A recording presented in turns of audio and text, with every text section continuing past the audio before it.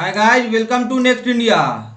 आज है 17 जुलाई 2021 और 17 जुलाई 2021 से करंट अफेयर्स के जितने भी इंपॉर्टेंट क्वेश्चन बन सकते हैं सारे के सारे हम इस वीडियो में पढ़ेंगे तथा प्रत्येक क्वेश्चन से रिलेटेड हम इंपॉर्टेंट फैक्ट भी इस वीडियो में बताएंगे। तो आप इस वीडियो को पूरा ध्यान से अंत तक देखिए। अंत में मैं आपसे एक क्वेश्चन भी पूछूंगा जिसका जवाब आपको कमेंट बॉक्स में देना है। यदि आप हमारे चैनल पर नए हैं तो कृपया आप हमारे चैनल को सब्सक्राइब कर ले। यदि वीडियो अच्छा लगे तो लाइक कमेंट तथा उसे अपने एजुकेशनल ग्रुप में शेयर कीजिएगा, जैसे कि व्हाट्सएप, फेसबुक, टेलीग्राम चैनल पर जो भी एजुकेशनल ग्रुप होगा आपके पास आप वहां शेयर कीजिए ताकि आपके साथ साथ आप अपने दोस्तों को भी लाभ उठा सकें। यदि आप हमारी इस वीडियो का पीडीएफ फाइल पाना चाहते हैं तो आप हमारे टेलीग्राम चैनल को भी ज्वाइन कर सकते हैं। टेलीग्राम चैनल का लिंक हमारे इस वीडियो के डिस्क्रिप्शन में दिया हुआ है, आप वहां पर जाइए तथा वहां से लिंक पर क्लिक करके पहले टेलीग्राम चैनल को ज्वाइन कर लीजिए। वहां पर सारे के सारे पीडीएफ आपको बिल्कुल फ्री में मिल जाएंगे।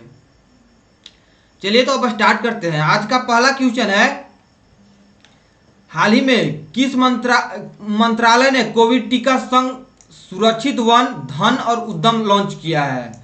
तो यह जनजातीय मामले के मंत्रालय द्वारा किया गया है। यह जनजातीय मामले के मंत्रालय यानी tribals affairs ministry, Arjun Munda ji, इन्होंने हाल ही में कोविड टीका संग सुरक्षित वन, धन एंड उद्यम योजना लॉन्च की है।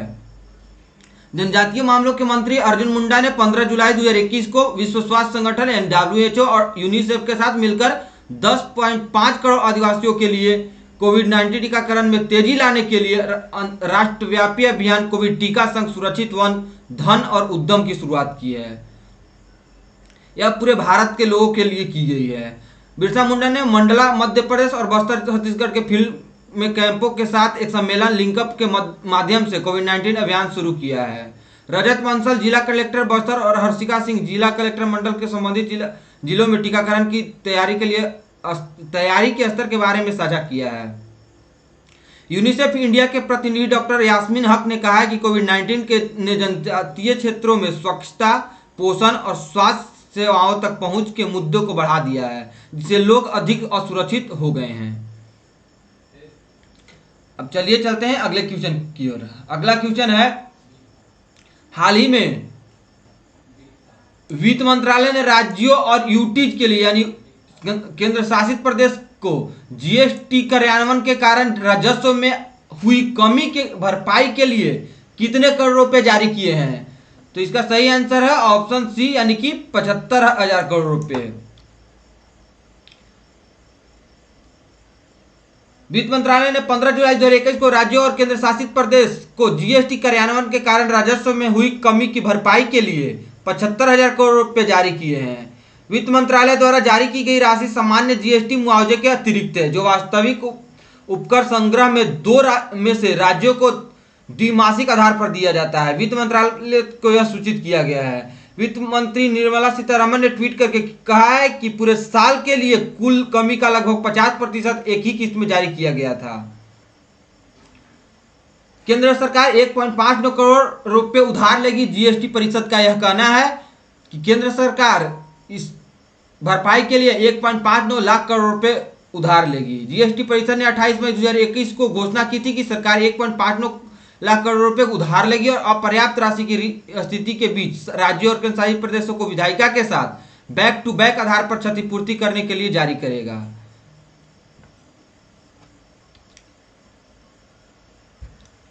शेष राशि 2021-22 की दूसरी छमाही किस्तों में जारी की जाएगी। राज्यों और केंद्र शासित प्रदेशों की जारी की गए 75,000 करोड़ रुपए के फंडिंग स्रोत वित्त मंत्रालय द्वारा जारी की गए 75,000 करोड़ रुपए को भारत सरकार की उधारी से 68,500 करोड़ रुपए की 5 साल की प्रतिभूतियों और चालू वित्त वर्षों में जारी 6500 करोड़ रुपए की 2 साल की प्रतिभूतियों में भारत औसत प्रतिफल पर वित्त पोषित घोषित किया है। अब चलते हैं अगले क्वेश्चन की ओर। अगला क्वेश्चन है, हाल ही में किस संस्था ने नोएडा केंद्र में CATTS की स्थापना के लिए न्यू साउथ वेल्स विश्वविद्यालय के साथ समझौता किया है? तो इसका सही आंसर है ऑप्शन ए यानी कि IAHE। यह IAHE के द्वारा समझौता किया गया है। न्यू साउथ वेल्स विश्वविद्यालय जो कि ऑस्ट्रेलिया के है। इस यूनिवर्सिटी के साथ IAHE ने CATTS की स्थापना के लिए समझौता किया है। सड़क परिवहन और राजमार्ग मंत्रालय के तहत Indian academy of highway engineers यानी IAHE ने नोएडा उत्तर प्रदेश में उन्नत परिवहन प्रौद्योगिकी और प्रणालियों यानी CATTS के लिए एक केंद्र स्थापित करने के लिए ऑस्ट्रेलिया के न्यू साउथ वेल्स विश्वविद्यालय के साथ एक समझौता किया है। सड़क परिवहन और राजमार्ग मंत्री नितिन गडकरी की उपस्थिति में एक आभासी यानी वर्चुअल मीटिंग के दौरान वर्चुअल समारोह में समझौते पर हस्ताक्षर किए गए हैं। यह CATTS परिवहन क्षेत्र में ऑस्ट्रेलिया और भारत से उद्योगों और स्टार्टअप को बढ़ावा देने के लिए उत्कृष्टता केंद्र COE होगा और उन्नत परिवहन प्रणालियों के नवाचार, अनुसंधान और विकास के अवसर भी प्रदान करेगा। जान लेते हैं इस समझौते के विषय में। यह समझौता IAHE में उन्नत परिवहन प्रौद्योगिकी और प्रणालियों के लिए केंद्र की स्थापना के लिए क्षमता निर्माण, प्रौद्योगिकी हस्तांतरण और सक्षम वातावरण के निर्माण के लिए एक परियोजना है। न्यू साउथ वेल्स विश्वविद्यालय भी स्मार्ट ट्रांसपोर्ट सिस्टम और मॉडलिंग पर एक पाठ्यक्रम प्रदान करेगा। यह परियोजना देश में सड़क सुरक्षा परिउद्देश्य को बेहतर बनाने में मदद करेगी। अब चलते हैं अगले क्वेश्चन की ओर। अगला क्वेश्चन है, हाल ही में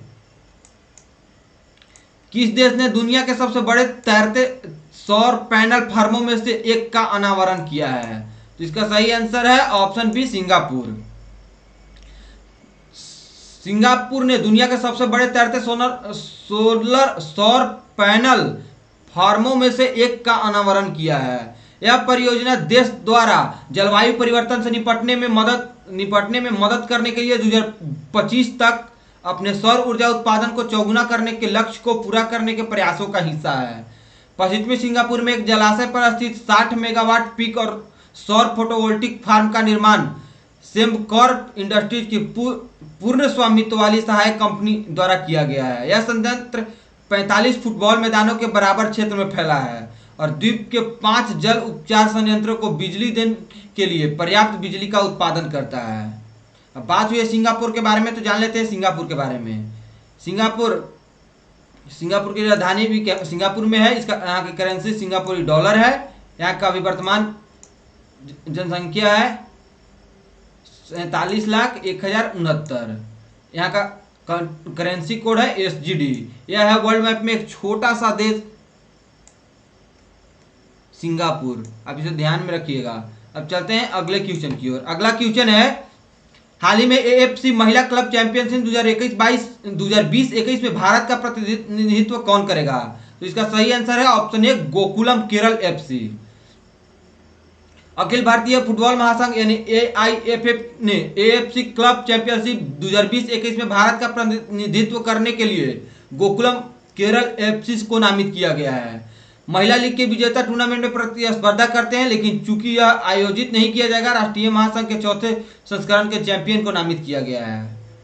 2019-20 में बेंगलुरु में आयोजित भारतीय महिला लीग यानी IWL के फाइनल में क्रिप्सा FC को हराकर गोकुलम केरल FC राष्ट्रीय खिताब जीतने वाली केरल की पहली टीम बन गई है। अब चलते हैं, बात हुई है केरल के बारे में, तो जान लेते हैं केरल के बारे में। यह है मैप में छोटा सा राज्य केरल, जो कि पूरे एकदम साउथ में स्थित है। यहाँ की राजधानी है तिरुवनंतपुरम। यहाँ के गवर्नर है आरिफ मोहम्मद खान। यहाँ का पिनराई विजयन जी CM है। 20 लोकसभा सीटें हैं, 9 राज्यसभा सीटें तथा 140 यहाँ पर विधानसभा सीटें हैं। यहाँ का मुख्य नेशनल पार्क है Periyar national park, silent valley national park, और यहाँ पर का ही नेशनल पार्क है जो यहाँ पर दिया हुआ है। यहाँ का फेमस नेशनल पार्क है। आप इसे ध्यान से पढ़ लीजिएगा। अब चलते हैं अगले क्वेश्चन की ओर। अगला क्वेश्चन है, हाल ही में किसने CP ग्राम्स नामक AI आधारित शिकायत विश्लेषण ऐप लॉन्च किया है? इसका सही आंसर है ऑप्शन बी, राजनाथ सिंह। रक्षा मंत्री राजनाथ सिंह ने आर्टिफिशियल इंटेलिजेंस यानी AI और मशीन लर्निंग टूल्स का उपयोग करके शिकायत दर्ज करने के लिए CP ग्राम्स नामक एक मोबाइल एप्लीकेशन लॉन्च किया है। रक्षा मंत्री को बताया गया है कि AI पावर्ड एप्लीकेशन लोगों को शिकायतों को स्वचालित रूप से संभालेगा और उनका विश्लेषण करेगा एवं मानवीय हस्तक्षेप को कम करेगा, समय बचाएगा और उनके निपटान में अधिक पारदर्शिता लाएगा। यह है ऐप का प्रोफिशिएंसी। अब चलते हैं अगले क्वेश्चन की ओर। अगला क्वेश्चन है, हाल ही में मंडुआडीह रेलवे स्टेशन का नाम बदलकर क्या रखा गया है? तो दोस्तों, हाल ही में यह 64 साल पुराना लगभग समझिए कि एक केस था, जो मंडुआडीह रेलवे स्टेशन का नाम बदलने के लिए मंडुआडीह रेलवे स्टेशन का नाम बदलकर अब बनारस रेलवे स्टेशन रख दिया गया है। यह कल ही के दिन हुआ है। पूर्वोत्तर रेलवे यानी NER द्वारा मंडुआडीह रेलवे स्टेशन का नाम बदलकर आखिरकार बनारस कर दिया गया है। रेलवे बोर्ड द्वारा नए नाम के लिए अपनी मंजूरी दिए जाने के बाद NER ने पुराने साइन बोर्ड को नए के साथ बदल दिया है, जिस पर बनारस लिखा गया है। नए साइन बोर्ड में बनारस हिंदी, संस्कृत, अंग्रेजी और उर्दू में लिखा गया है। स्टेशन का नाम बदलने की प्रक्रिया 2019 में पूर्व रेल मंत्री और जम्मू कश्मीर के वर्तमान राज्यपाल मनोज सिन्हा के अनुरोध पर शुरू की गई थी। उसी वर्ष उत्तर प्रदेश सरकार ने प्रस्ताव को स्वीकार कर लिया और इसे गृह मंत्रालय को भेज दिया है। मंडुआडीह रेलवे स्टेशन का नाम बदलकर बनारस कर दिया गया है। 64 साल के बाद रेलवे के नक्शे पर लौटा है शहर का पुराना नाम, जो कि बनारस है। 2019 में मनोज सिन्हा के समय नाम बदलने की हुई थी पहल। योगी सरकार ने प्रस्ताव स्वीकार कर गृह मंत्रालय को भेज दिया है। तो यह है यहाँ का इसका मेन टॉपिक। इन चारों बातों को ध्यान में रखिएगा। अब चलते हैं अगले क्वेश्चन की ओर। अगले क्वेश्चन चलने से पहले बात हुई है बनारस के बारे में, यानी यूपी के बारे में, तो यूपी के बारे में जान लेते हैं। 64 साल पहले बदला गया था यह नाम। ब्रिटिश काल के दौरान भारत में रेल सेवा की शुरुआत हुई थी। बंगाल से पूर्वोत्तर रेलवे की विस्तार के तहत वाराणसी में रेलवे स्टेशन बना और इसका नाम बनारस कैंट रखा गया था। यूपी के दूसरे मुख्यमंत्री डॉक्टर संपूर्णानंद ने बनारस जिले का नाम बदलकर वाराणसी किया था। वहीं 24 मई 1956 को बनारस कैंट रेलवे स्टेशन का नाम भी बदलकर उन्हें वाराणसी जंक्शन कर दिया था।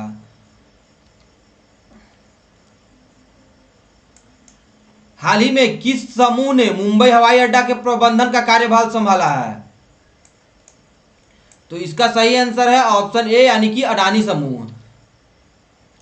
गौतम अडानी के नेतृत्व में अडानी समूह ने जीवीके समूह से मुंबई अंतर्राष्ट्रीय हवाई अड्डे का अधिग्रहण पूरा कर लिया है। इस अधिग्रहण के साथ अडानी समूह भारत में एक एयरपोर्ट इंफ्रास्ट्रक्चर कंपनी के मामले में शीर्ष कंपनी बन गया है। मुंबई अंतर्राष्ट्रीय हवाई अड्डे का संचालन अडानी एयरपोर्ट होल्डिंग्स द्वारा किया जाएगा, जो अडानी इंटरप्राइजेज को पूर्ण स्वामित्व वाली सहायक कंपनी है। अधिग्रहण के साथ अडानी समूह के हवाई अड्डों का अब भारत भर के हवाई अड्डों पर कुल यात्रियों की संख्या का 1/4 हिस्सा और कुल एयर कार्गो का 1/3 हिस्सा है। बात हुई अडानी ग्रुप के बारे में, तो जान लेते हैं। एक मल्टीनेशनल कॉन्ग्लोमेरेट कंपनी है। इसका हेडक्वार्टर अहमदाबाद में है तथा इसके फाउंडर गौतम अडानी जी हैं। इसको फाउंड किया गया था 20 जुलाई 1988 ईस्वी को। Adani power, Adani ports, SEZ तथा इसके कई सब्सिडरीज भी हैं। इसके पेरेंट ऑर्गेनाइजर है SB अडानी फैमिली ट्रस्ट। अब चलते हैं अगले क्वेश्चन की ओर। अगला क्वेश्चन है, हाल ही में कौशल भारत मिशन की कितवीं वर्षगांठ मनाई गई है? तो हाल ही में यह 6ठी वर्षगांठ मनाई गई है। कौशल भारत मिशन की हाल ही में 6ठी वर्षगांठ मनाई गई है। विश्व युवा कौशल दिवस 2021 और कौशल भारत मिशन की 6ठी वर्षगांठ के अवसर पर प्रधानमंत्री नरेंद्र मोदी ने 15 जुलाई 2021 को राष्ट्र को संबोधित किया है। अपने संबोधन में प्रधानमंत्री ने नई पीढ़ी की युवा को कौशल विकास और राष्ट्रीय आवश्यकता और आत्मनिर्भर भारत के लिए एक बड़ी नींव बताया है। PM के मुताबिक स्किल इंडिया मिशन के तहत अब तक 1.25 करोड़ युवाओं को ट्रेनिंग दी जा चुकी है। कौशल भारत मिशन के बारे में जान लेते हैं। अब 40 करोड़ से अधिक भारतीयों को उद्योग से संबंधित विभिन्न नौकरियों को प्रशिक्षित करने के लिए सरकार द्वारा कौशल भारत मिशन पहल शुरू की गई थी। इस मिशन के तहत सरकार कई योजनाओं को और प्रशिक्षण पाठ्यक्रमों की मदद से 2022 तक एक सशक्त कार्यबल बनाना चाहती है। अब चलते हैं अगले क्वेश्चन की ओर। अगला क्वेश्चन है, हाल ही में राष्ट्रीय पुरस्कार विजेता सुरेखा सीकरी का निधन हो गया। यह कौन थे? तो यह एक अभिनेत्री थे। यह इमेज में सुरेखा सीकरी, इनका हाल ही में निधन हो गया है। 3 बार की राष्ट्रीय पुरस्कार विजेता अभिनेत्री सुरेखा सीकरी का निधन हो गया है। 3 बार की राष्ट्रीय पुरस्कार विजेता को तमस ममो, सलीम लंगपे मतरो, जुबैदा बधाई हो और डेली शो बालिका बधू में उनके अभिनय के लिए जाना जाता है। वह आखिरी बार नेटफ्लिक्स के एंथोलॉजी घोस्ट स्टोरी 2020 में जोया अख्तर द्वारा निर्देशित कहानी में नजर आई थी। इनका हाल ही में देहांत हो गया है। सुरेखा निखरी जी का, यह एक अभिनेत्री थी। अब चलते हैं अगले क्वेश्चन की ओर। अगला क्वेश्चन है, हाल ही में इजराइल में दूतावास खोलने वाला पहला खाड़ी देश कौन बन गया है? तो इसका सही आंसर है यूएई। संयुक्त अरब अमीरात और इजराइल के बीच राजनयिक संबंधों को सामान्य करने के लिए एक समझौते पर हस्ताक्षर करने के लगभग 1 साल बाद संयुक्त अरब अमीरात यानी कि यूएई इजराइल में दूतावास खोलने वाला पहला खाड़ी देश बन गया है। यह नया मिशन तेल अवीव स्टॉक एक्सचेंज बिल्डिंग में स्थित है। इस समारोह में इजराइल के नए राष्ट्रपति इसाक हजरोक ने भाग लिया था। संयुक्त अरब अमीरात के राजदूत मोहम्मद महमूद अल खाजा ने आधिकारिक तौर पर मार्च की शुरुआत में अपनी साख प्रस्तुत की है। अब बात हुई है यूएई तथा इजराइल के बारे में, दोनों के बारे में जान लेते हैं। इजराइल की जो कि मिडिल ईस्ट में स्थित देश है। यहाँ की कैपिटल जेरूसलम है तथा इजरायली शेकेल यहाँ का करेंसी है। यह वर्ल्ड मैप आप इसे ध्यान से देख लीजिएगा। वर्ल्ड मैप में कहाँ पर इजराइल है, यह है इजराइल का इंडिविजुअल मैप, आप इसे ध्यान से देख लीजिएगा। यूएई जो कि मिडिल ईस्ट में स्थित है, ये भी देश। अबू धाबी यहाँ का कैपिटल है तथा यूएई दिरहम यहाँ का करेंसी है। यह है यूएई का इंडिविजुअल मैप तथा वर्ल्ड मैप में यह है रेड कलर से डिनोटेड यूएई। आप इसे ध्यान से देख लीजिएगा। अब चलते हैं अगले क्वेश्चन की ओर। अगला क्वेश्चन है, हाल ही में कौन 14 वनडे शतक बनाने वाले सबसे तेज बल्लेबाज बन गए हैं? तो इसका सही आंसर है ऑप्शन बी यानी कि बाबर आजम। यह है इमेज में बाबर आजम, इन्होंने 14 वनडे शतक बनाने वाले सबसे तेज बल्लेबाज बन गए हैं। पाकिस्तान के कप्तान बाबर आजम ने एजबेस्टन में तीसरे वनडे के दौरान इंग्लैंड के खिलाफ बनाए गए शतक के साथ इतिहास रच दिया है। वह हाशिम अमला, भारतीय कप्तान विराट कोहली और ऑस्ट्रेलिया बल्लेबाज डेविड वार्नर को पछाड़कर पारी के मामले में 14 एक दिवसीय शतक बनाने वाले सबसे तेज बल्लेबाज बन गए हैं। बात तो यह पाकिस्तानी क्रिकेटर बाबर आजम के बारे में, तो इनके बारे में जान लेते हैं। इनका जन्म 15 अक्टूबर 1994 को हुआ था, यानी आप भी 26 वर्षीय युवा खिलाड़ी हैं। इनका हाइट 1.8 मीटर है। यह राइट हैंडेड बैट्समैन है। अब चलते हैं अगले क्वेश्चन की ओर। अगला क्वेश्चन है, हाल ही में किसने वाराणसी उत्तर प्रदेश में अंतर्राष्ट्रीय सहयोग और सम्मेलन केंद्र रुद्राक्ष का उद्घाटन किया है? तो इसका सही आंसर है ऑप्शन बी नरेंद्र मोदी। प्रधानमंत्री नरेंद्र मोदी ने वाराणसी उत्तर प्रदेश में अंतर्राष्ट्रीय सहयोग और सम्मेलन केंद्र रुद्राक्ष का उद्घाटन किया है। यह केंद्र सम्मेलनों के लिए एक आकर्षक गंतव्य बन जाएगा तथा शहर में पर्यटकों और व्यापारियों को आकर्षित करेगा। अंतर्राष्ट्रीय सहयोग और सम्मेलन केंद्र का नाम रुद्राक्ष रखा गया है और केंद्र में 108 रुद्राक्ष हैं। इसकी 6 शिवलिंग की आकार की है। अब चलिए, बात हुई है यूपी के बारे में, जान लेते हैं यूपी के बारे में बात हुई है। तो यह है मैप में यूपी, उत्तर प्रदेश की लखनऊ राजधानी है। आनंदीबेन पटेल यहाँ का गवर्नर है। योगी आदित्यनाथ जो कि बीजेपी पार्टी से यहाँ का सीएम है। 80 लोकसभा सीटें हैं, 31 राज्यसभा सीटें हैं, 403 विधानसभा सीटें हैं तथा यहाँ पर कुल विधान परिषद सीटों की संख्या 100 है, जिसमें 90 इलेक्टेड होते हैं तथा 10 नॉमिनेटेड होते हैं। यहाँ का एक मुख्य नेशनल पार्क भी है जिसका नाम दुग्धवा नेशनल पार्क है। अब चलते हैं अगले क्वेश्चन की ओर। अगला क्वेश्चन है, हाल ही में किस देश ने दुनिया के पहले वाणिज्यिक छोटे मॉड्यूलर रिएक्टर का निर्माण शुरू किया है? तो इसका सही आंसर है ऑप्शन सी यानी कि चाइना। चीन ने आधिकारिक तौर पर देश के हैनान प्रांत में चांगजियांग परमाणु ऊर्जा संयंत्र में दुनिया के पहले वाणिज्यिक मॉड्यूलर छोटे रिएक्टर लिंगलोंग 1 का निर्माण शुरू कर दिया। यह परियोजना चीन के राष्ट्रीय परमाणु निगम यानी CNNC की सिंगलोंग 1 ACP-100 तकनीक पर आधारित है। अब बात हुई है चीन के बारे में, तो जान लेते हैं चीन के बारे में। यह ईस्ट एशिया में स्थित एक देश है जिसकी राजधानी बीजिंग है। यहाँ का रेनमिनबी करेंसी है। यह है वर्ल्ड मैप में चाइना जो कि हरा कलर से डिनोटेड है। यह चाइना के इंडिविजुअल मैप है, आप इसे ध्यान से देख लीजिएगा कौन सा जगह कहाँ पर है। अब चलते हैं आज के अंतिम क्वेश्चन की ओर। आज का अंतिम क्वेश्चन है, हाल ही में किस राज्य के मुख्यमंत्री ने राज्य के लिए इलेक्ट्रिक बाइक टैक्सी योजना 2021 का अनावरण किया है? तो इसका सही आंसर है ऑप्शन ए कर्नाटक। कर्नाटक के मुख्यमंत्री BS येदियुरप्पा ने कर्नाटक इलेक्ट्रिक बाइक टैक्सी योजना 2021 का अनावरण किया है। यह सार्वजनिक परिवहन और दैनिक यात्रियों के बीच एक सेतु का काम करेगा।